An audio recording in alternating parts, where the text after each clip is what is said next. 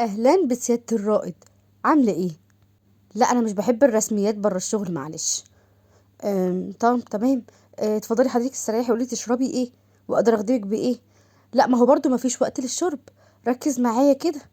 بص، انا عاوزه ادخل على الكمبيوتر بتاع الشغل بتاعك، عايزه اخد شويه معلومات بسيطه جدا بشويه ملفات.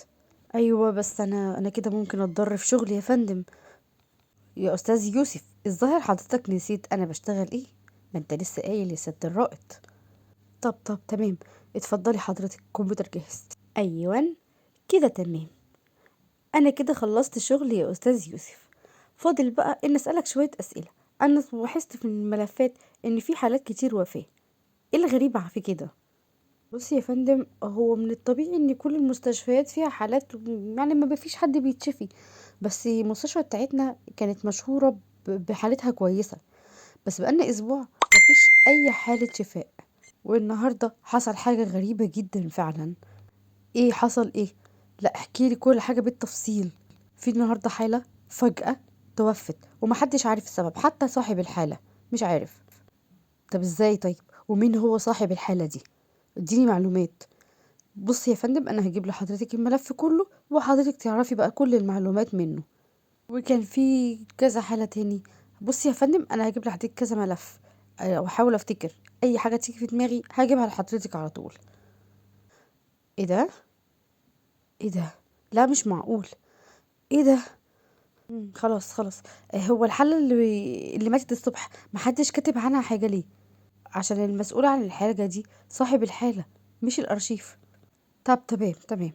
خلاص يا أستاذ يوسف، تسلم إيدك، أنا همشي ولو احتجت لك هرجع لك هاخد الملف. أهلا وسهلا بحضرتك.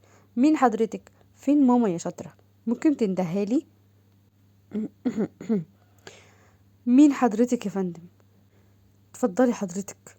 انا الرائد نور، كنت عاوز اسال حضرتك كام سؤال كده، ممكن اخد من وقتك دقايق؟ عاوزاكي بخصوص ليلى، بنت حضرتك اللي توفت من 3 شهور تقريبا. طب تمام، اتفضلي حضرتك استريحي. استاذة سماح، انا محتاجة احقق في موضوع بنت حضرتك، ويمكن اقدر ارجع حق بنتك. وده هيرجع ازاي بقى يا فندم؟ الاول احكيلي ايه اللي حصل وقت ما اتخطفت بالظبط. حاضر. هي كانت راجعة من الشغل متأخر في اليوم ده. تمام. هي كانت بتشتغل ايه؟ كانت شغالة في صيدلية كده يا فندم، بس انا معرفش مكانها فين. كانت بتكلمني في التليفون وقتها، بتقولي محتاجة حاجة، قلت لها لا. فجأة سمعت صريخ جامد جدا. طب يا فندم انتي ما لاحظتيش اي حاجة غريبة قبل الحادثة على طول؟ يعني اي حاجة غريبة؟ اه كانت متغيرة، وكانت بتروح الشغل متأخر، يعني تنزل 5 المغرب وترجع الصبح كده. أستاذة سماح، ما تعرفيش ضروري الصيدلية اللي كانت بتشتغل فيها دي فين؟ طب ثواني ثواني ممكن افيدك. بصي يا فندم، ده الكيس ده كان في قلبيه الكارت بتاع الصيدلية. لو حصل اي تطور او اي اخبار تانية انا هديكي خبر. ماشي، سلام عليكم. خرجت نور من البيت بتاع سماح، لكن هي بصت لسماح، بصت ان هي عارفة حاجات تانية ومخبياها عليها. وبعدها راحت المديرية وقابلت مدير السجن وسلمت عليه. اهلا يا ستي. ها، عايزة ايه يا ست نور؟ اهلا بيك يا فندم، انا كنت عاوزة احقق مع كام مسجون كده. دول مساجين وكمان عايزة تحققي معاهم ليه؟ مش فاهمك. اتفضل يا فندم، دول صورهم، انا عاوزة احقق معاهم، مش دقايق بس. تمام، بس في واحد منهم مش موجود دلوقتي، هرب. بس انا سمعت ان اتقبض عليه وهيرحلوه تاني هنا، فهيبقى متوفر قريب. وهيجي امتى ان شاء الله؟ قريب. بس قولي انت عايزة تحققي مع الناس دي ليه بالذات؟ زي ما تقول كده يا فندم، هم مفتاح قواضي تانية. ازيك يا حنفي؟ انا كويس. هم قالوا لي ان حد هيحقق معايا، هو انت يا حلوة اللي هتحققي معايا؟ حلوة؟ عندك مانع؟ انا الحلوة اللي هحقق معاك. لا يا باشا، ما اقصدش، تتحقق براحتك. طيب بص بقى يا حنفي، انت عارف اللي هقوله معاك هنا لو طلع بره هيحصل فيك ايه. تمام يا حنفي؟ قولي بقى، فاكر ليلى؟ ليلى؟ ايه نسيتها؟ ليلى اللي ماتت من 3 شهور، لحقتي تنسى؟ ده انت هنا بفضلها. لا افتكرتها يا باشا، افتكرتها. قولي بقى، مين اللي زقك عليها يا حنفي؟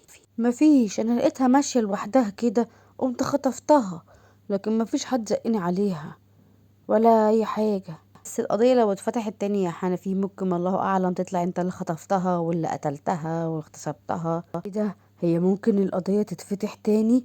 اه طبعا. فقولي بقى عشان القضية تخلص ودي كده والموضوع يخلص ودي انا وانت، محدش يعرف حاجة. طب ولو ما قلتش، هو انت غبي ولا شكلك كده؟ انا ممكن افتح القضية تاني واوديك في 60 داهية. طب هي دي حاجة وحشة عشاني؟ لا بقولك ايه، انا لسه فاضل لي 4 غيرك، فخلص كده يا حنفي وتعاون معايا عشان ما افتحش القضية واوديك في 60 داهية. لا ولازمته ايه يا باشا؟ انا هقولك هما ناس كده، يعني ناس ما اعرفهمش، هم قالوا لي اخطفها مقابل قرشين. طب قولي قابلتهم فين واتفقتوا على ايه؟ مخزن قديم كده في منطقتي يا باشا، اقولك عليه. تمام، عارف لو طلعت بتقول معلومات غلط يا حنفي هعمل فيك ايه؟ ليه بس يا فندم، هو انا مستغنى عن عمري ولا حاجه؟ تلاقيش. تمام، قولي بقى لما خطفتها فين بالظبط؟ يعني من مكان كده. هو ايه الغموض اللي انت بتتكلم بيه ده؟ بتتكلم كويس عشان نفهم. من قدام مبنى مهجور كده يعني. يا رب صبرني، والكلام ده كان الساعة كام وامتى بالظبط؟ يعني كان من قبل 4 شهور كده في نص الليل يا فندم. يعني الضحية اتخطفت شهر قبل ما تتقتل، صح كده؟ لا، واحدة واحدة عشان الكلام كده تقل يا فندم. انا ما خطفتش، انا خطفت ما قتلتش. طب قولي الناس جابوك منين؟ يا فندم، جابوني من مكان ما بشتغل. أني اصل انا بشتغل في مزاج، بيجيلي ناس عاوزة تشرب وكده، كنت ببيع وباكل عيش وبكسب والله. طب وايه ده شغلانتك دي ايه علاقتها بالخطف؟ ما هما بقى كانوا عايزين حد يبعد عنهم الشبهات وما يكونش ليه ماضي في الموضوع ده. بركز كده وقولي اقدر اوصل لهم ازاي. هو انا لو كنت اعرف اوصل لهم كان زماني مرمي هنا في السجن يا فندم. اكيد لا. طب ما انت لازم تفيدني باي حاجه عشان اعرف اجمع الخيوط. بصي يا فندم، انا اقولك على المكان اللي كنت بشتغل فيه، لعل وعايزه تعرفي انت توصلي لحاجه. طب تمام، حلو قوي. قولي بقى هما كانوا عايزينها ليه؟ انا سمعت الراجل وهو بيتكلم مع واحد وقالوا ان البنت دي عرفت حاجات كتير ما كانش لازم تعرفها. ماشي يا حنفي، لو احتجتك هرجع لك تاني. تمام، اتفضل. ازيك يا رجب، عامل ايه؟ انا يا سيدي بقى جاي احقق معاك هنا بصفتي رائد. تمام، ماشي. خير، في ايه يا فندم؟ قولي بس انت كنت بتشتغل ايه يا رجب؟ انا كنت حرامي. طب وانت كنت بتسيطر على جريمة خطف الاطفال ليه يا رجب؟ كنت مجبور، علشان لو كنت سكت كانوا هيقتلوني، ولو دخلت السجن هيقتلوني. طب قولي يا رجب هما مين بالظبط، وبصف لي كل حاجة. هقولك يا فندم على عنوان الشقة، هما في الحتة الفلانية يا فندم. طب قولي في اي معلومات تانية، ساعدني يا رجب وصدقني هخرجك من هنا. ده كل اللي اعرفه، المعلومات التانية مع الواد فرج، بس هو هرب ابن اللذينة. انت ما تعرفش سافر فين ولا راح فين؟ اديني اسمه طيب الثلاثي يا عم، اي حاجة. وبعد فترة كانت خلصت نور وخرجت من الأوضة بتاعة السجن وراحت عند المدير وسلمت عليه وفي ايدها الملفات، وقامت قايلاله انا كده خلصت النهارده يا فندم، بس تسمح لي ان ابقى ارجع تاني علشان اكمل بقية المعلومات. ماشي يا ست الرائد، تنوري تيجي في اي وقت. مع السلامة. الو، ايوه يا بنتي يا وسام، عاملة ايه؟ خلصتي؟ انا يا دوبك لسه مخلصة. اه، طب انا رايحة على المكتب اهو، نتقابل عند المكتب. ماشي قشطة، نص ساعة وابقى عندك. هلو، اهلا ايتها البنت الاجنبية، كيف حالك؟ بس يا بنتي يا وسام ما تضحكنيش، انا ماسكة نفسي بالعافية مش عايزة اضحك قدامهم. خلاص خلاص يا اختي، المهم عملتي ايه النهاردة؟